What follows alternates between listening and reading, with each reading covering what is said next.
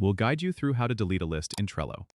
If you find this helpful, consider subscribing and liking the video. First, open Trello on your desktop and navigate to the board that contains the list you want to delete. Once you're on the board, locate the list you want to remove. You need to click on the 3 horizontal dots located at the top right corner of the list, which opens up the List Actions menu. From the menu, you won't find a direct delete option, but don't worry. What you need to do is select Archive this list from the options. This action effectively removes the list from your board view, but it's not permanently deleted yet. To permanently delete the list, click on the Show Menu button on the right side of the board. Then click on More, and go to Archived Items.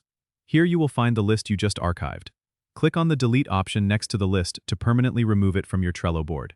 Remember, once you delete it, there's no way to recover the list, so make sure you really want to delete it before you proceed with this step. If you accidentally archive a list, you can always unarchive it from the Archived Items section as well. This is a great way to keep your boards clean and organized without losing important information permanently, unless you're sure you want it gone. Don't forget to subscribe and comment if this helped you out.